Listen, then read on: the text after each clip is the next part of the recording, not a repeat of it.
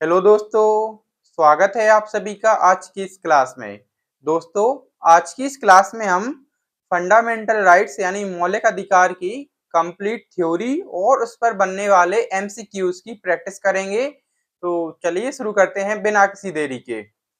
आज की क्लास का टॉपिक है फंडामेंटल राइट्स, जो कि संविधान के भाग 3 में आता है।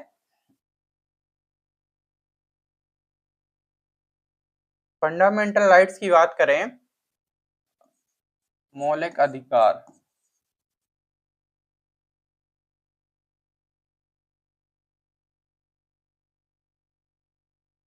दोस्तों, मौलिक अधिकार जो संविधान के भाग 3 में है, उसको अमेरिका के संविधान से लिया गया था।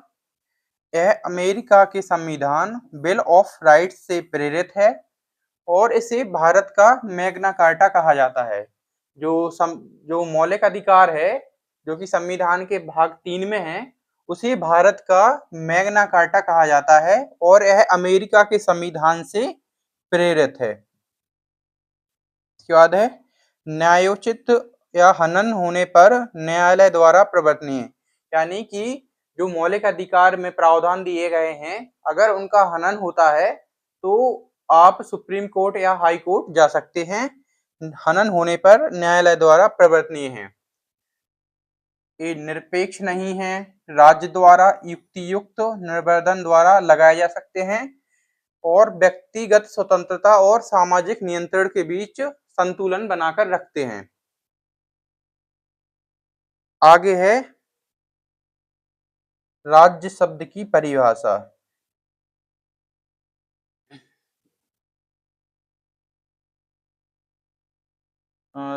जो राज्य शब्द की परिभाषा है, उसके अंतर्गत क्या क्या आएगा, इसका वर्णन आर्टिकल 12 में किया गया है।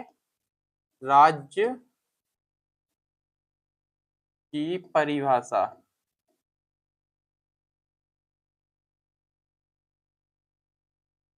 तो आप राज्य किसे किसे कह सकते हैं, इसका वर्णन आर्टिकल 12 में किया गया है। जैसे कि भारत सरकार और संसद राज्य के अधीन आती हैं। राज्य सरकारें एवं विधानमंडल ये भी राज्य के अंतर्गत आते हैं।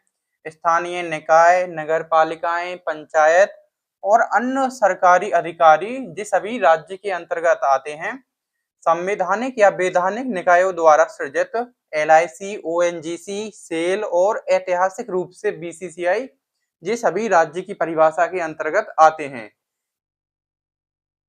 मूल रूप से या मुख्य रूप से इसी राज्य की जो मनमानी के विरुद्ध नागरिकों का रक्षा कवच है। इसके बाद है आर्टिकल 13। आर्टिकल 13 में है अधिकारों का सुरक्षा कवच या मूल अधिकार के विरुद्ध बनाए गए किसी भी कानून का निरस्त होना।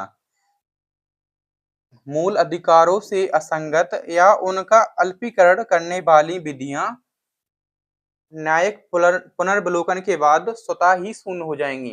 यानी कि संसद कोई ऐसा कानून बनाती है जो मूल अधिकारों का उल्लंघन करता है, तो सुप्रीम कोर्ट उसे निरस्त कर सकता है। इसका वर्णन आर्टिकल 13 में किया गया है। यह सर्वोच्च न्यायालय आर्टिकल 32 और उच्च न्यायालयों को आर्टिकल 226 के तहत संविधान के प्रहरी के रूप में स्थापित करता है। यानी कि जो आर्टिकल 13 है, वह सुप्रीम कोर्ट को आर्टिकल 13 और हाई कोर्ट को आर्टिकल 226 के तहत यह पावर प्रदान करता है कि अगर मौलिक अधिकारों का हनन होता है या उसके विरुद्ध कोई कानून बनाया जाता है, तो सुप्रीम कोर्ट या हाई कोर्ट उसे निरस्त कर सकता है। इसका वर्णन आर्टिकल 13 में किया गया है। आगे है आर्टिकल 14। तो आर्टिकल 14 में समानता की बात की गई है। समता या समानता का प्रावधान, समानता का प्रावधान।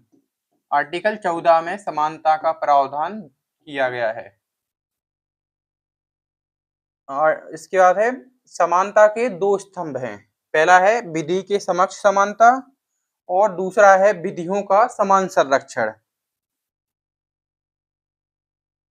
यहाँ पर है विधि के समक्ष समानता, जो कि ब्रिटिश अवधारणा से प्रेरित है। विधि के समक्ष समानता यह ब्रिटिश अवधारणा से प्रेरित है और इसकी प्रकृति नकारात्मक होती है। यह किसी भी व्यक्ति को विशेषाधिकार नहीं देता है। कानून के सामने सभी नागरिक बराबर या समान होते हैं। विधि के समक्ष समानता का यह अर्थ है।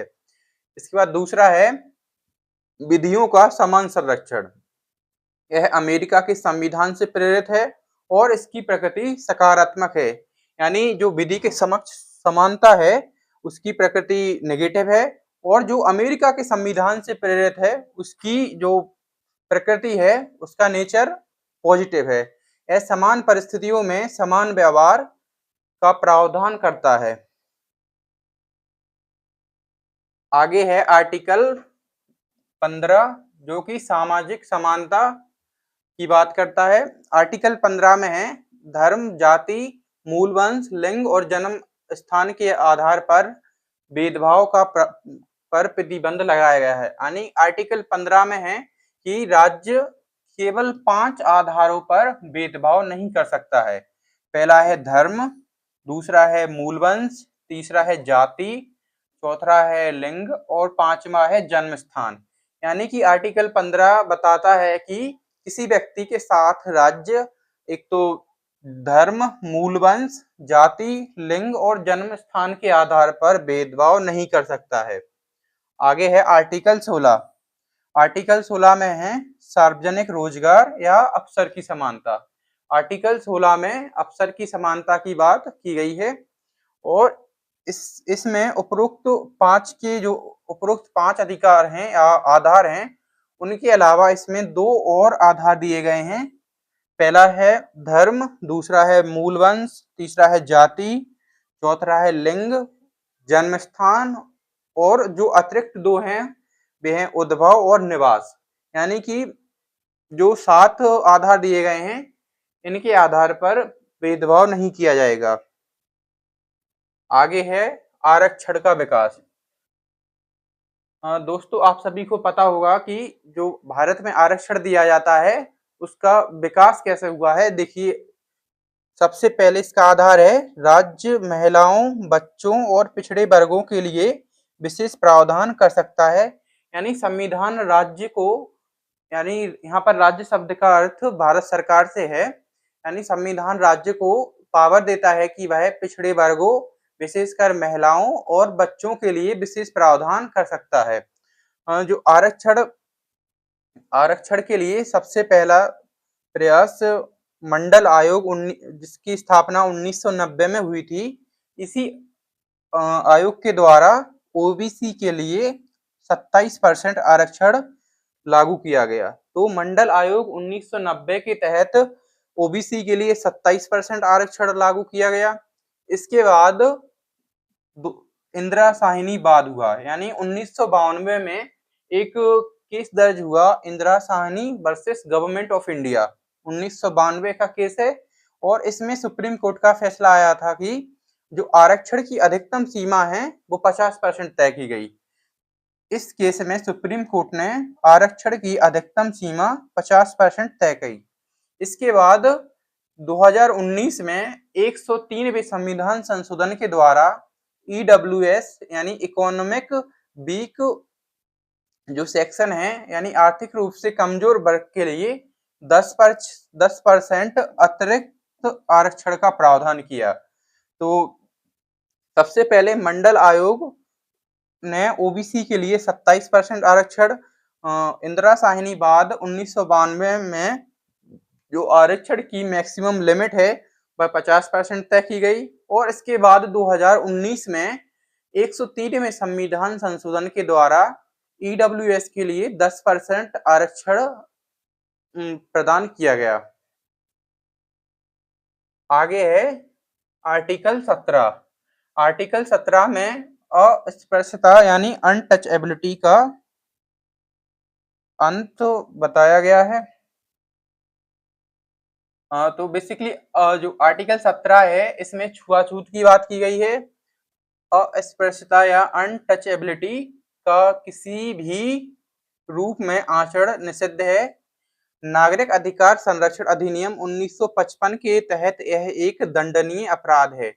यानी किसी व्यक्ति के मतलब कोई व्यक्ति किसी के साथ छुआछूत, अस्पृश्यता या अस्पृश्यता का किसी भी रूप में जो आचरण करता है वह नागरिक अधिकार संरक्षण 1955 के तहत एक दंडनीय अपराध है। इसके बाद है आर्टिकल 18। आर्टिकल 18 में उपाधियों का अंत आर्टिकल 18 में उपाधियों का अंत का प्रावधान किया गया है। राज्य, सेना या विद्या संबंधी सम्मान के अलावा कोई उपाधि या टाइटल प्रदान नहीं करेगा। नागरिक विदेशी राज्य से उपाधि स्वीकार नहीं कर सकता है। यानी कोई व्यक्ति अगर भारत देश का है तो वह विदेशी राज्य से ना कोई भी उपाधि स्वीकार नहीं कर सकता है जब तक कि उसे राष्ट्रपति की परमिशन ना मिल जाए। आगे है मोस्ट इंपोर्टेंट आर्टिकल, आर्टिकल 19, जिसमें नागरिक स्वतंत्रता की बात की गई है और इसमें 6 प्रावधान किए गए हैं। पहला है वाक और अभिव्यक्ति की स्वतंत्रता। यानी आर्टिकल 19 आपको अधिकार देता है कि आप भारत देश में कहीं पर भी वाक यानी बात और अपने विचार अभिव्यक्त कर सकते हैं। दूसरा है शांतिपूर्ण सम्मेलन। आप भारत देश में कहीं पर भी शांतिपूर्ण सम्मेलन कर सकते हैं। तीसरा है संघ बनाना या सहकारी समिति बनाना। चौथा है निवास। आप भारत देश में कहीं पर भी निवास कर सकते हैं। इसकी शक्ति आपको आर्टिकल 19 प्रदान करता है।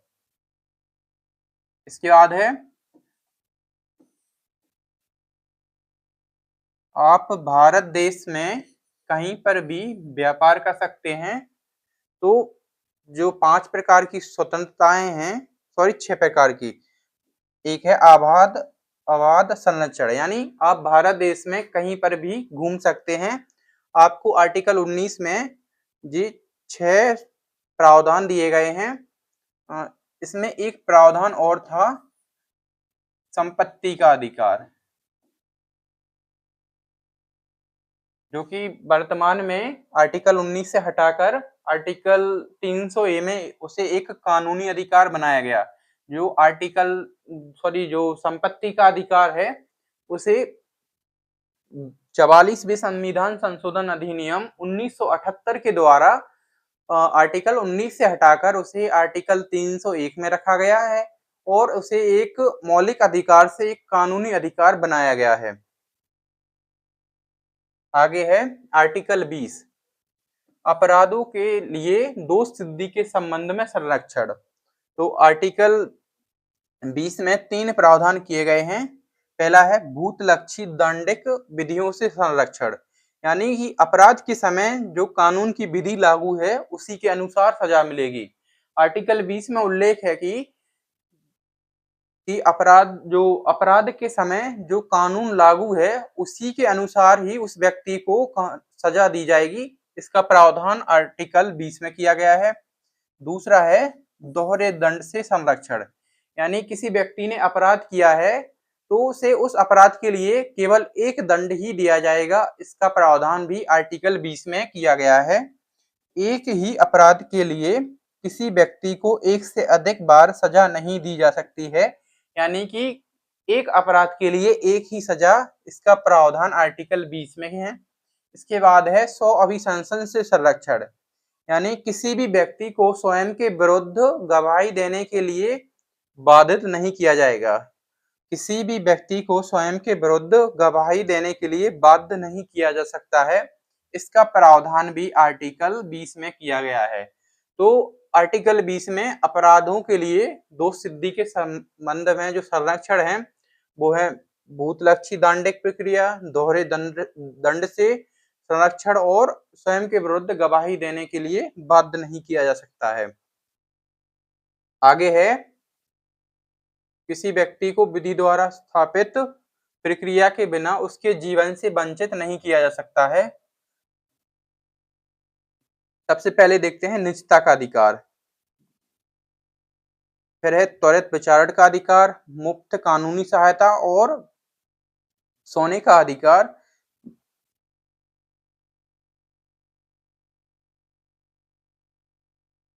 इसके बाद है आर्टिकल 20 के बाद है आर्टिकल 21। तो आर्टिकल 21 में है प्राण और दैहिक स्वतंत्रता का अधिकार। आर्टिकल 21 में है प्राण और दैहिक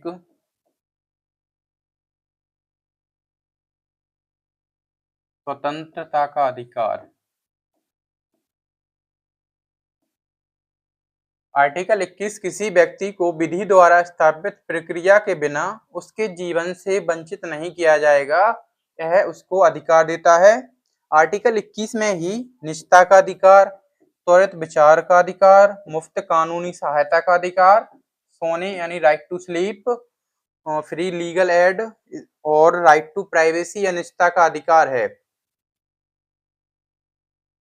इसके बाद है आर्टिकल 21A।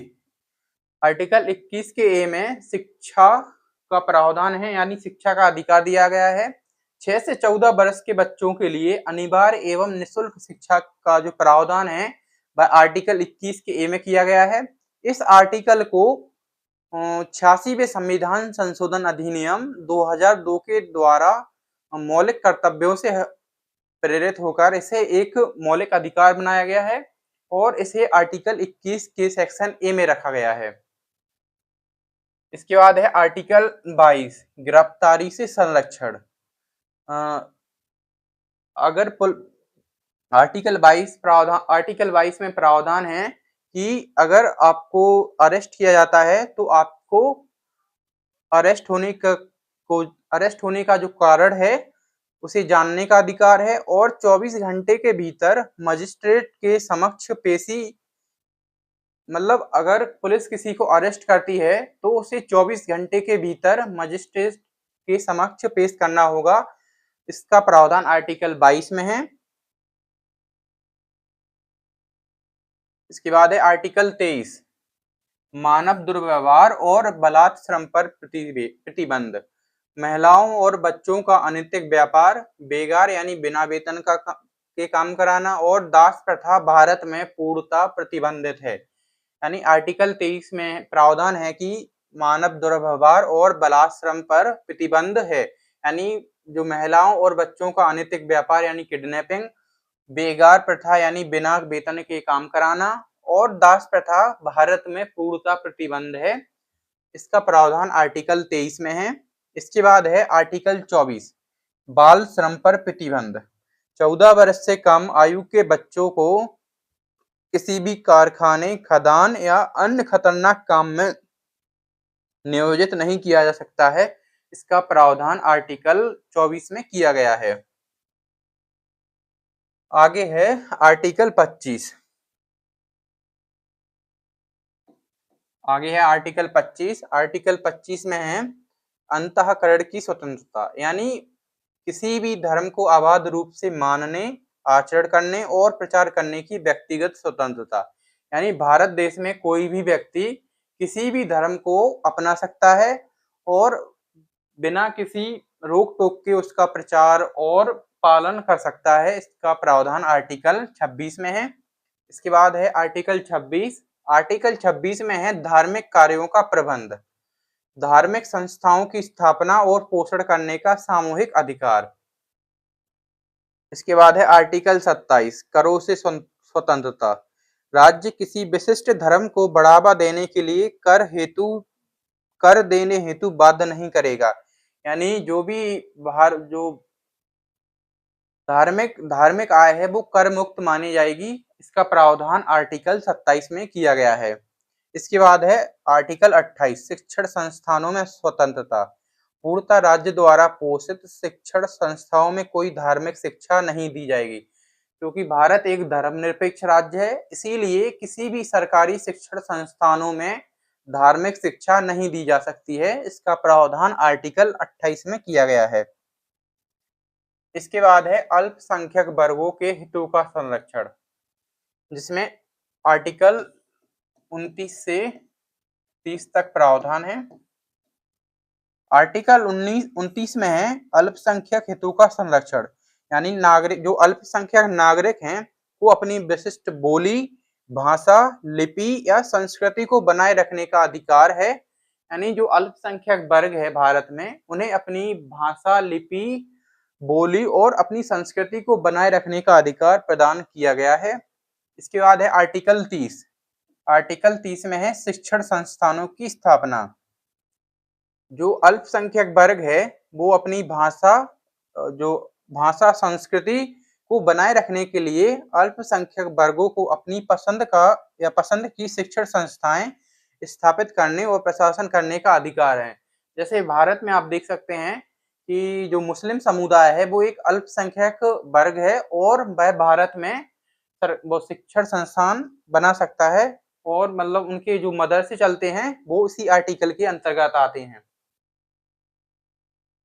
इसके बाद है यदि मुझसे पूछा जाए कि संविधान का कौन सा आर्टिकल सबसे महत्वपूर्ण है तो मैं आर्टिकल 32 के सिवा किसी अन्य का नाम नहीं लूंगा। यह संविधान की आत्मा और हृदय है। जो यह कथन है बी आर अम्बेडकर का है।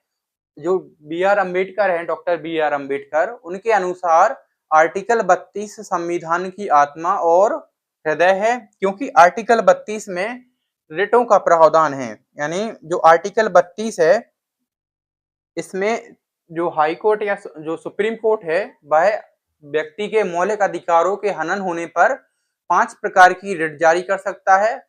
और आर्टिकल 226 के तहत जो हाई कोर्ट है, अगर किसी व्यक्ति के मौलिक अधिकारों का हनन होता है तो हाई कोर्ट 5 प्रकार की रिट जारी कर व्यक्ति के मौलिक अधिकारों का संरक्षण प्रदान करता है। इसका प्रावधान आर्टिकल 226 में है और हाई कोर्ट के लिए आर्टिकल 32 में प्रावधान किया गया है। इसके बाद है रिटें। सबसे पहली है बंदी प्रत्यक्षीकरण। यानी इस जो पहली रिट है बंदी प्रत्यक्षीकरण, इसका अर्थ है कि हम शरीर चाहते हैं। यानी सुप्रीम कोर्ट इस रिट के द्वारा व्यक्ति को सुप्रीम कोर्ट में हाजिर होने के लिए बाध्य कर सकता है। यह राज्य और निजी व्यक्ति के विरुद्ध लगाई जा सकती है और इसका उद्देश्य अवैध हिरासत से व्यक्ति को स्वतंत्र करना है। जो दूसरी रिट है परमादेश, यानी हम आदेश देते हैं। इसका अर्थ है कि हम आदेश देते हैं और यह सार्वजनिक इकाई या किसी भी गवर्नमेंट अधिकारी के विरुद्ध लगाई जाती है। और इसका जो उद्देश्य है, जब कोई अधिकारी अपने सार्वजनिक कर्तव्य का पालन नहीं करता है तो उसके खिलाफ यह रिट सुप्रीम कोर्ट जारी कर सकता है या हाई कोर्ट भी कर सकता है। इसके बाद है प्रतिषेध, यानी रोकना। केवल निचली अदालतों में, यानी निचली अदालतों को उनके अधिकार क्षेत्र से बाहर जाने से रोकना। यानी कि जो डिस्ट्रिक्ट कोर्ट हैं और वो डिस्ट्रिक्ट कोर्ट अपने अधिकार के बाहर के कोई निर्णय ले लेता है तो व्यक्ति सुप्रीम कोर्ट या हाई कोर्ट के द्वारा जो निचली अदालतों का फैसला है उन्हें रुकवा सकता है। इसके लिए प्रतिषेध रिट जारी की जाती है। इसके बाद चौथी रिट है उत्प्रेषण, यानी प्रमाणित होना। इसे भी केवल निचली अदालतों के विरुद्ध लगाया जा सकता है। निचली अदालत के आदेश को रद्द करना। अगर कोई जो निचली अदालत है वह कोई फैसला सुना देती है और वो फैसला गलत है तो जो हाई कोर्ट है या सुप्रीम कोर्ट है वह उत्प्रेषण रिट के माध्यम से उस निचली अदालत का फैसला रद्द कर सकता है। इसके बाद है अधिकार प्रक्षा, यानी किस अधिकार से। सार्वजनिक पद धारण करने वाला व्यक्ति इसे किसी भी सार्वजनिक पद धारण करने वाले व्यक्ति के विरुद्ध लगाया जा सकता है। अवैध रूप से सार्वजनिक पद हथियाने वाले की जांच इसका मुख्य उद्देश्य है। तो संविधान में 5 प्रकार की रिटों का उल्लेख है। पहला है बंदी प्रत्यक्षीकरण, परमादेश, प्रतिषेध, उत्प्रेषण, अधिकार प्रक्षा। आगे है मूल अधिकारों पर कुछ सीमाएं लगाई गई हैं जो कि आर्टिकल 33 से 35 के बीच उनका वर्णन है। जो आर्टिकल 33 है वह सशस्त्र बलों को अधिकार देता है, मतलब जो संसद को अधिकार है कि वह सशस्त्र बलों, पुलिस और खुफिया एजेंसियों के सदस्यों के मूल अधिकारों को सीमित प्रतिबंधित कर सकती है। यानी कि जो संसद है उसके पास अधिकार है कि जो सशस्त्र बल यानी जो आर्मी और जो खुफिया विभाग यानी रॉ के जो मेंबर हैं उनके मूल अधिकारों पर या मतलब सीमा लगा सकती है, उनके मूल अधिकार कम कर सकती है। इसके बाद है आर्टिकल 34, मार्शल मतलब जब किसी क्षेत्र में मार्शल लॉ लागू हो जाए तो मूल अधिकारों पर भारी प्रतिबंध लगाया जा सकता है। और आर्टिकल 35 में मूल अधिकारों को प्रभावी बनाने के लिए कानून बनाने की शक्ति को केवल संसद में है। यानी कि जो मूल अधिकारों पर कानून बनाने की शक्ति है वह केवल संसद के पास है, राज्य विधानमंडल के पास यह शक्ति नहीं दी गई है। आर्टिकल 35 में इसका प्रावधान है। तो दोस्तों आज की क्लास की मतलब जो फंडामेंटल राइट्स यानी मौलिक कर्तव्य हैं उनकी कंप्लीट थ्योरी है। चलिए प्रैक्टिस करते हैं।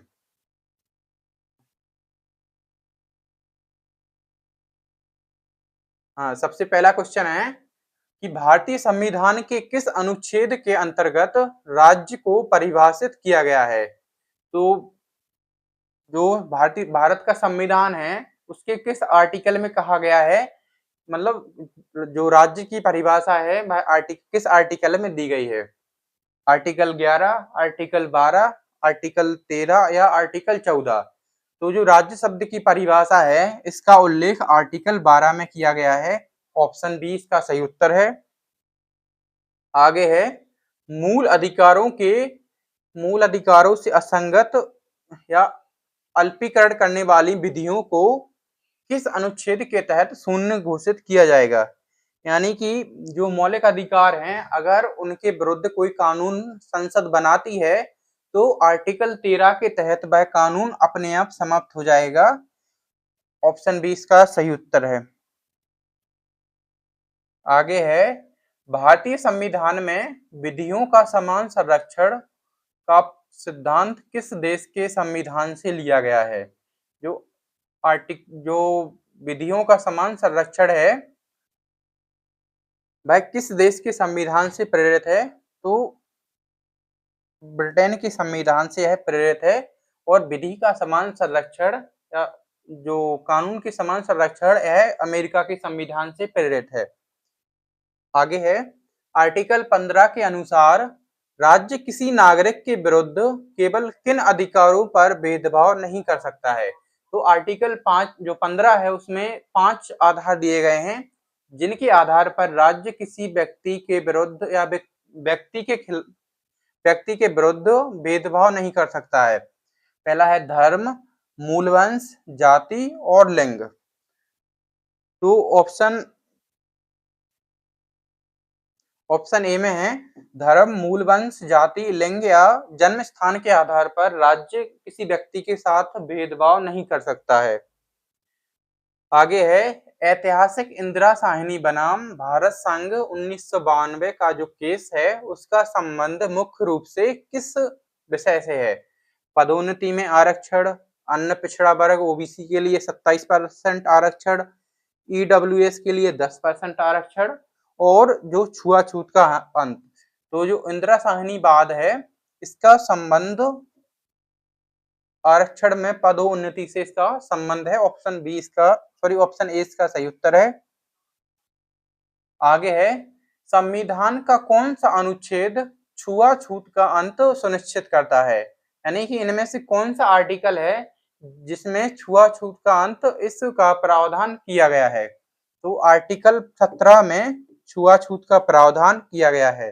आर्टिकल 18 में उपाधियों का अंत, आर्टिकल 16 में अफसर की समानता और आर्टिकल 15 में धर्म, जाति, मूल वंश, लिंग और जन्म स्थान के आधार पर राज्य भेदभाव नहीं करेगा इसका उल्लेख किया गया है।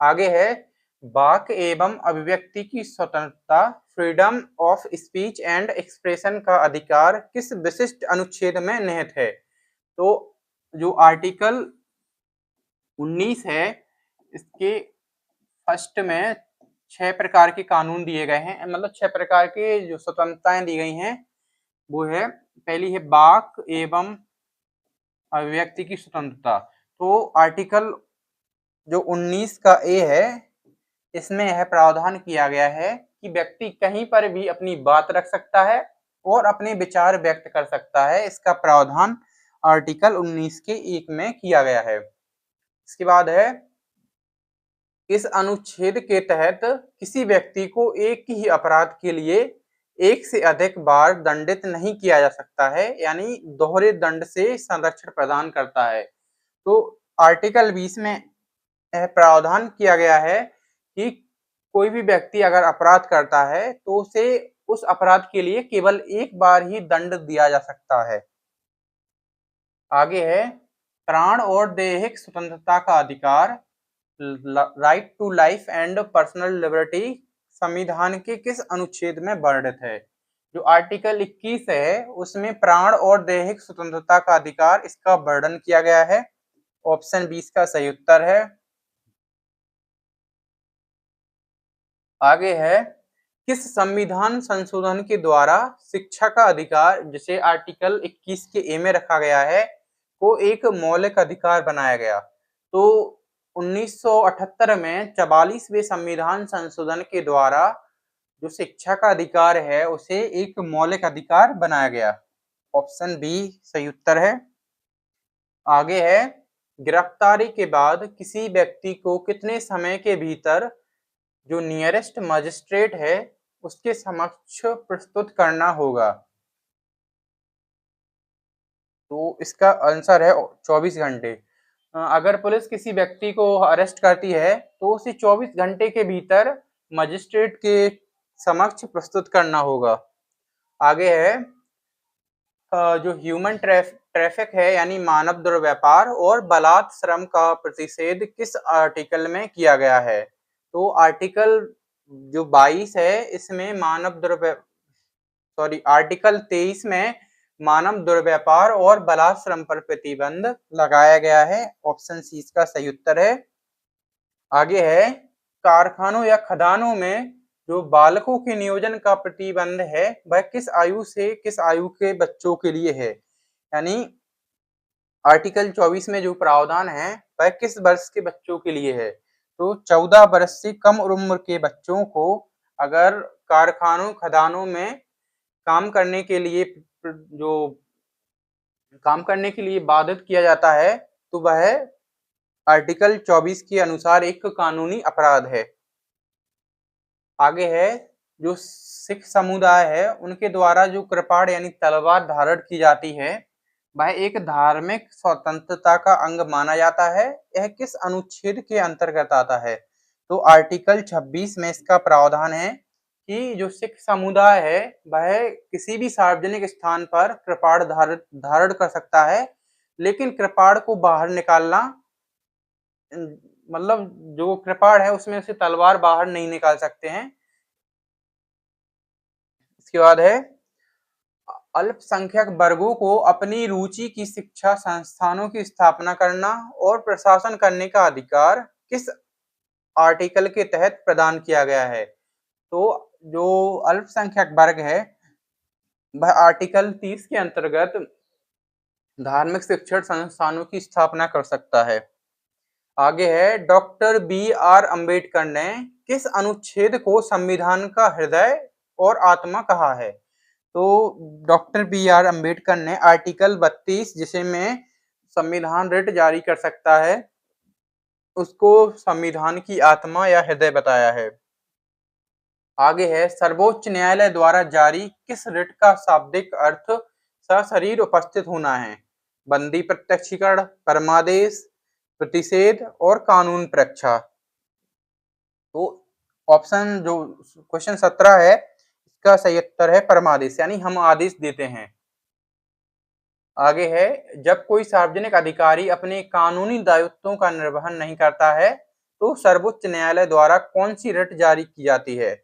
बंदी प्रत्यक्षीकरण, परमादेश, उत्प्रेषण या अधिकार परीक्षा। तो ऑप्शन डी इसका सही उत्तर है, यानी जब कोई व्यक्ति अपने पद का दुरुपयोग करता है तो जो संविधान है उसे अधिकार परीक्षा रिट जारी उसके लिए अधिकार परीक्षा रिट जारी कर सकता है।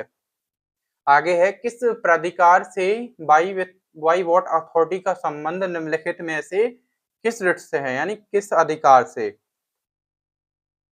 तो परमादेश, उत्प्रेषण, प्रतिषेध या अधिकार परीक्षा। जो किस अधिकार से या बाई विथ अथॉरिटी है, इसका संबंध उत्प्रेषण से है।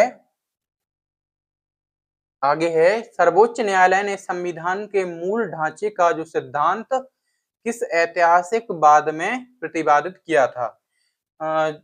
1973 में एक इम्पोर्टेंट केस दर्ज होता है, Golaknath versus government of India.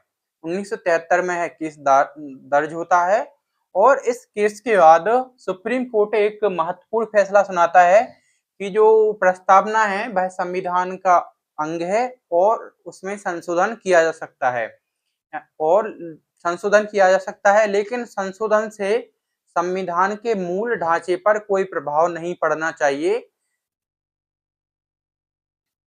तो इसका आंसर है गोलकनाथ बनाम पंजाब राज्य। नहीं, हाँ सॉरी, इसका आंसर केशवानंद भारतीवाद है, जो कि 1973 में हुआ था। गोलकनाथ वाद इसका आंसर नहीं है, यानी ऑप्शन बी इसका सही उत्तर है। तो दोस्तों, आज की क्लास में हमने फंडामेंटल राइट्स को कंप्लीट किया, यानी उसकी कंप्लीट थ्योरी और उस पर बनने वाले एमसीक्यूज की प्रैक्टिस की। तो मिलते हैं कल की क्लास में। Thank you.